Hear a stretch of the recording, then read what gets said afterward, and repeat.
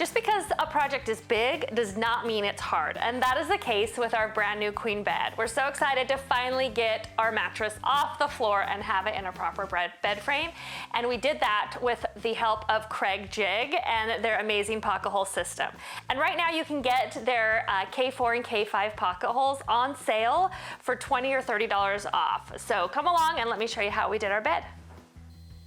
To build our bed frame, I used 2x8, 2x6, and 4x4 pine construction lumber, and I trimmed all of my pieces down to size. This is one of those projects where you don't have to measure to fit. You can get all the pieces cut before assembly. I have the entire cut list for the queen bed frame included in the blog post in the link below. With all the boards cut, it's time to add our pocket holes with the Kreg Jig.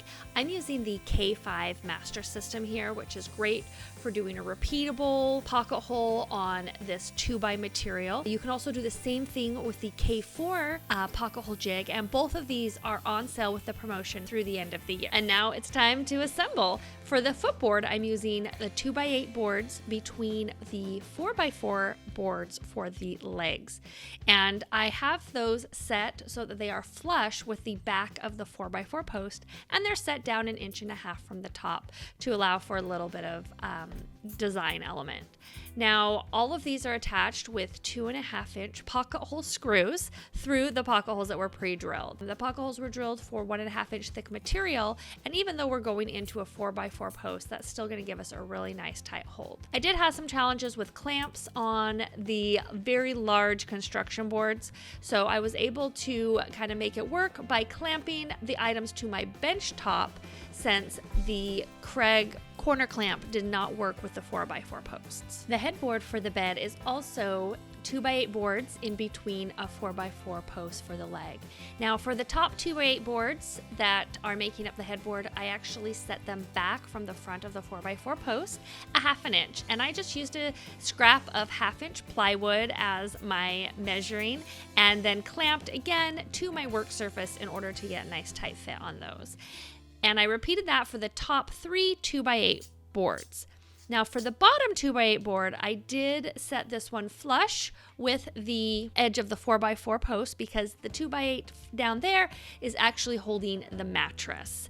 So once I got all of the boards attached to one side, it was time to move on to the second side. On the second side, I lined up all of my boards, added glue to the ends, and started attaching them. I did have a little bit of a challenge when one of the boards moved, so I didn't have the correct spacing.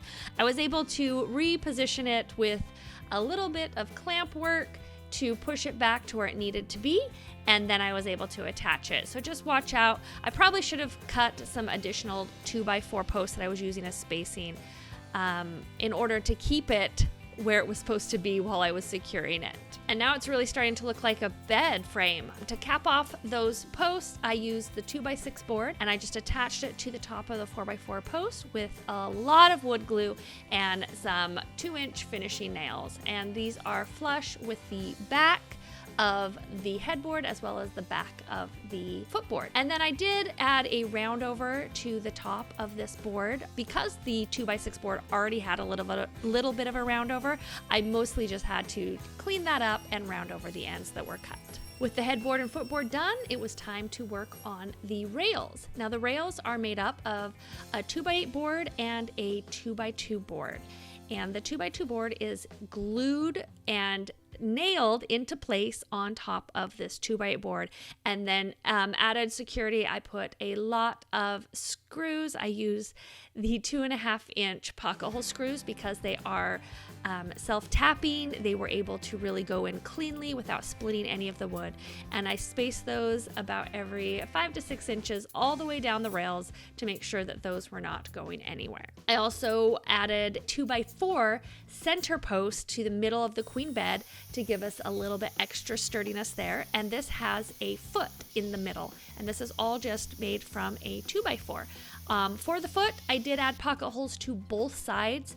That way, if it tends to lean to one side or the other, it will be a little bit more strength because it will be attached from both sides. And it really was that easy to assemble all the parts of this bed frame. So now it was time for finishing, and I gave everything a really good sanding, especially since I am using construction lumber. And then it was time for stain. And I second guessed myself quite a few times as I was applying this true black stain from Minwax. It's probably the biggest, darkest piece I have ever made. I tend to be a little bit more on the lighter side, but with our large master bedroom, I just needed something that was going to be more substantial. And I am so glad I did not change my mind and went with this black stain. It turned out absolutely amazing. So I got the entire thing, made sure to stain all the pieces, and then I also coated it all in 3 coats of polyurethane to make sure that it would be protected, and it was time to assemble in the room. Since bed frames are really big and they do need to be able to be disassembled easily for moving, I'm using some bed frame brackets to hang the rails onto the headboard and footboard. I'll include a link below of the brackets that I used because they're super easy, and all you have to do is attach them to the rails and to your legs with screws, and then you click them right into each other. Also, for the center, I used very inexpensive and simple joist hangers for 2x4 boards. These are the same ones that you'd use if you were making joists in a floor or something. So I used that to just cradle that center leg. That also will allow it to be removed easily when the bed needs to be moved from the room. And with the bed frame fully assembled, it's time for your mattress. You'll want to either use plywood or bed slats on top of this frame in order to support your mattress. And then you are ready to enjoy your brand new queen size bed frame. This really was super simple to put together, and I cannot thank Kreg enough for partnering with me and finally getting my bed off of the floor.